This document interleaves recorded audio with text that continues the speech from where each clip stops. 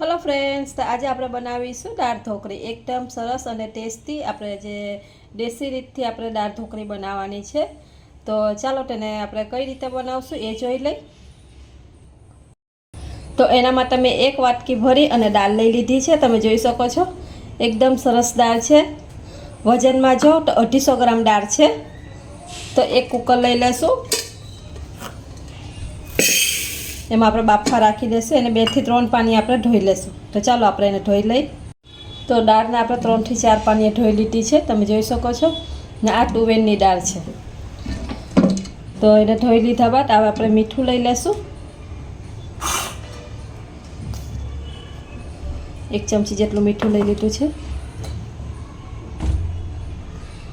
અડધી ચમચી હળદર લઈ લીધી, જેથી કરીને કલર એકદમ સરસ આવે આપણી દાળનો। તો આપણે ગેસ ચાલુ કરી દીધો છે અને ઉપર મૂકી દીધું છે કુકરને। તો એકવાર સરસ રીતે મિક્સ કરી દેશું આપણે બધું। ને આમાં મેં 1/2 ગ્લાસ પાણી નાખ્યું છે। તો ચાલો આપણે કુકરનું ઢાંકણ આપણે બંધ કરી અને 4 થી 5 સીટી લઈ લેશું, જ્યાં સુધી આપણે દાળ નહીં બફાય। આપણે દાળ એકદમ સરસ બાફી લેવાની છે। તો ચાલો દાળ બફાય ત્યાં સુધીમાં આપણે બીજી બધી તૈયારી કરી લેશું। તો ઢોકળી માટે આપણે લોટ બાંધી લેશું। તેના માટે 2 વાટકા ભરીને મેં લોટ લઈ લીધો છે। તો આપણે એમાં મસાલા કરી લેશું। મસાલામાં અડધી ચમચી હળદર પાવડર, 1 ચમચી મરચું પાવડર અને 1 ચમચી ધાણા જીરું પાવડર ને થોડીક એવી હિંગ લઈ લેશું।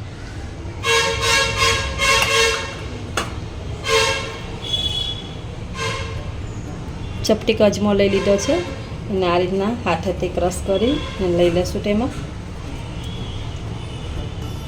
સ્વાદ પ્રમાણે મીઠું અને મોણ માટે તેલ લઈ લઈશું, જેથી કરીને એકદમ સરસ આપણી ઢોકળી થાય। 1 ચમચી જેટલું તેલ લઈ લીધું છે। તો બધું સરસ આપણે હવે મિક્સ કરી દઈશું।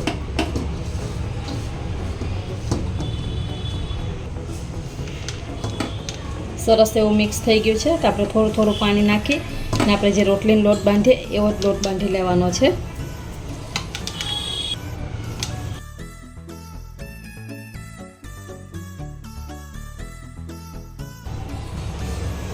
તો આપણો લોટ બંધાઈ ગયો છે એકદમ સરસ। તો થોડુંક હવે આપણે એમાં તેલ લઈ લેશું, થોડુંક એવું તેલ લેવાનું છે અને સરસ એવું આપણે એને કૂણવી લેશું।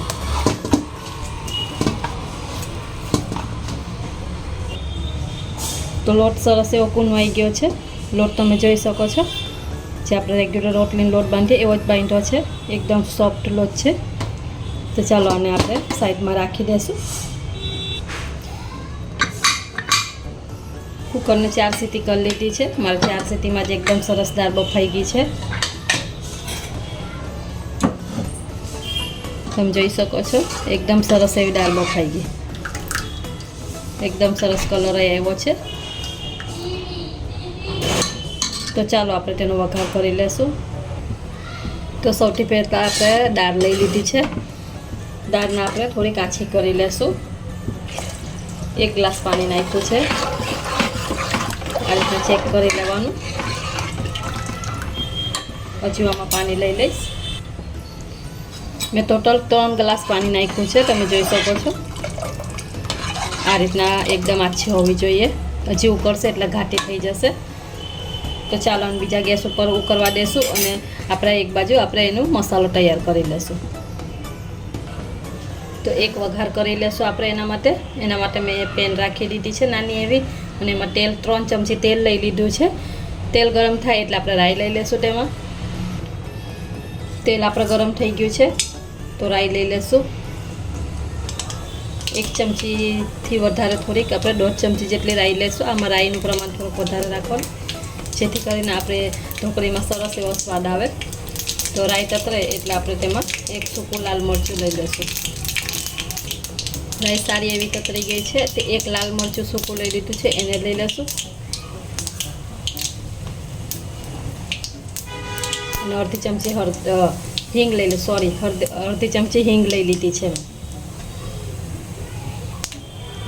ત્યારબાદ મેં 2 મીડિયમ સાઇઝની ડુંગળી ઝીણી સુધારી લીધી છે અને 2 ટમેટાં મીડિયમ સાઇઝના સુધારી લીધા છે.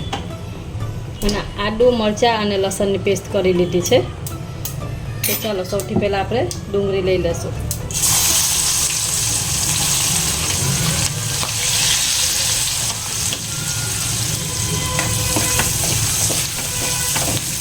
ડુંગળીની સરસ એવી સાતરી લેવાની છે. તો આપણે 2 મિનિટ થઈ ગઈ છે. ડુંગળી એકદમ સરસ સતરાઈ ગઈ છે. આનાથી વધારે આપણે લાલ નથી કરવાની, બસ આટલી જ આપણે કરવાની છે. હવે આપણે આદુ, મરચાં અને લસણની જે પેસ્ટ કરી એ લઈ લઈશું. આમાં 10 કળી લસણની છે, 1 મરચી છે અને 1 ઇંચ આદુનો ટુકડો લઈ લીધો છે. એને લઈ લઈશું આપણે. એને સરસ એવું આપણે સાતરી લઈશું. તો આદુ, મરચાં અને લસણની પેસ્ટ થઈ સરસ એવી સતરાઈ ગઈ છે. તો આપણે એવામાં ટમેટાં લઈ લઈશું.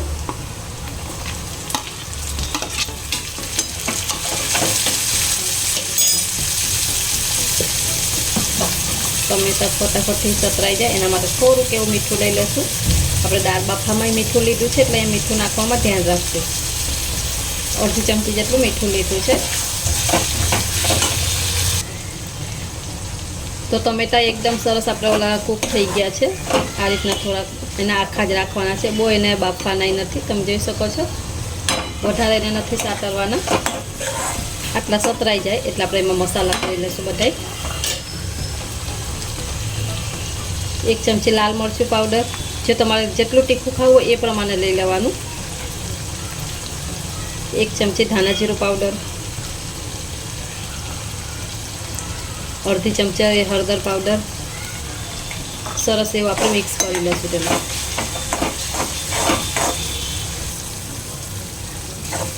તો મસાલા સરસ એવા સતરાઈ ગયા છે. તો હવે આપણે એમાં 1 ચમચી જેટલો ગરમ મસાલો લઈ દઈશું. એને એમાં થોડોક એવો સાતરી લઈશું આપણે. ને એક બાજુ આપણી દાળ સરસ એવી ઉકળી ગઈ છે, એ તમને હું બતાવું. તમે જોઈ શકો છો દાળ એકદમ સરસ આપણે બીજા ગેસ ઉપર ઉકાળવા મૂકી દીધી હતી અને આપણે જે મસાલો બનાવવાનો હતો એ થઈ ગયો છે. તો ચાલો એમાં બધું એડ કરી દઈશું આપણે. તો ચાલો બધો મસાલો આમાં લઈ લઈશું આપણે.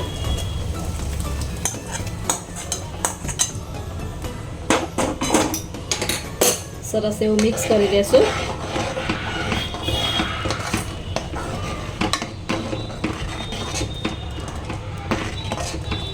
અહીંયા તમારે મીઠું ચેક કરી લેવાનું. જો મીઠું ઓછું હોય તો મીઠું તમારે આમાં લઈ લેવાનું.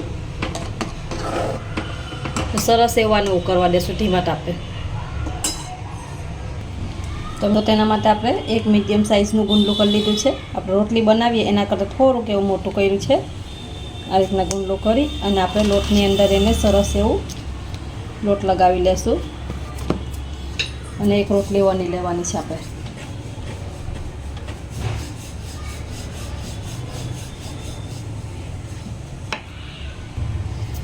તો રોટલી આપણે વણી લીધી છે, તમે જોઈ શકો છો. બસ આટલી જ આપણે જાડી રાખવાની છે, બહુ જાડીની બહુ પતલીને. આ રીતના આવીને કટ કરી લેશું આપણે. મેં એક આ રીતના પીઝા કટર લીધું છે, ચાકાની મદદથી પણ તમે કાપી શકો છો.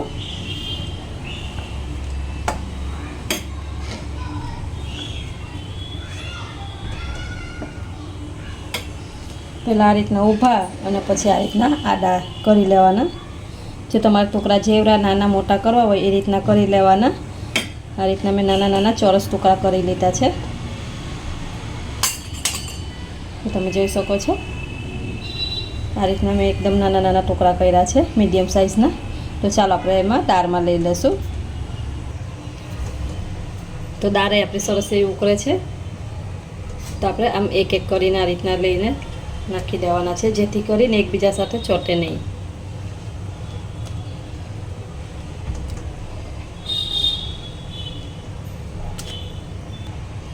તો આ રીતના ઢોકળી નાખી જેટલી વાર તમે નાખો એટલી વાર આ રીતના આપણે ચમચાની મદદથી હલાવી લેવાની, જેથી કરીને એકબીજા સાથે ચોટે નહીં. તમે જોઈ શકો છો આપણે જેમ જેમ ઉકળશે તેમ તેમ આ રીતના ઘટ થતી જશે. તો આ જ રીતના આપણે બધી ઢોકળી બની અને આનામાં આપણે લઈ લઈશું. તો મેં આમાં બધી ઢોકળી એડ કરી દીધી છે, તમે જોઈ શકો છો. અને આમાં મેં અડધી ગ્લાસ પાણી ઉમેર્યું છે, તમે જોઈ શકો. દાળ એકદમ ઘટ્ટ છે હજી આપણે. તો આ રીતના આપણે એકવાર નાખતું જવાનું ઢોકળી અને આ રીતના એકદમ નીચેથી સરસ રીતે આ રીતના હલાવતું જવાનું, ફેરવી લેવાનું, જેથી કરીને દાળ નીચે બેસે નહીં ને સરસ આપણે એકદમ છૂટી છૂટી ઢોકળી થાય. ને ગેસ આપણે એકદમ સ્લો જ રાખવાનો છે, હાવ ધીરો, જેથી કરીને આપણે નીચે હાવ બેસે નહીં, ચોટે નહીં કાંઈ. તો આપણે હવે એમાં એક સીટી કરી લઈશું. કુકરનું ઢાંકણ બંધ કરીને એક સીટી કરી લઈશું. તમારે આમ નામ રાખવું હોય તો એ આપણે તમે 10 મિનિટ માટે ઉકાળી લેવાનું, જેથી કરીને એકદમ સરસ ઢોકળી આપણે એમાં બફાઈ જાય. તો એક સીટી આપણે થઈ ગઈ છે કુકરની. તો કુકર આપણે બંધ કરી દીધું છે. તો ખોલી લેશું આપણે તેને.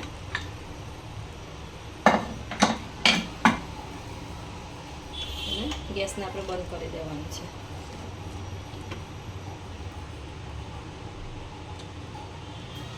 તમે જોઈ શકો છો આપણી ઢોકળી એકદમ સરસ તૈયાર થઈ ગઈ છે. ઢોકળીને ચેક કરવા માટે આ રીતના આપણે ચેક કરી લેવાનું. આપણે એકદમ સરસ ઢોકળી થઈ ગઈ છે, ચરી ગઈ છે. તો આપણે એક ડીશમાં એને સર્વ કરી લેશું અને ઉપરથી આપણે થોડાક ધાણા છાંટી દઈશું.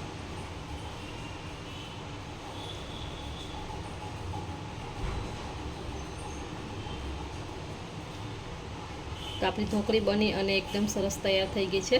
તો તમને આ ઢોકળીની રેસીપી કેવી લાગી એ મને કોમેન્ટ કરીને જરૂરથી જણાવજો.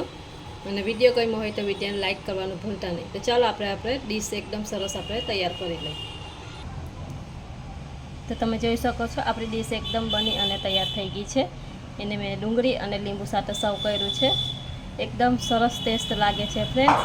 એકદમ દેશી સ્ટાઇલમાં આપણી ઢોકળી બની અને તૈયાર થઈ ગઈ છે. તો વિડીયો ગમે તો વિડીયોને લાઇક કરજો, શેર કરજો અને હજી સુધી ચેનલને સબસ્ક્રાઈબ ના કરી હોય તો સબસ્ક્રાઈબ કરવાનું ભૂલતા નહીં. આવજો, મળશું નવા વિડીયોમાં.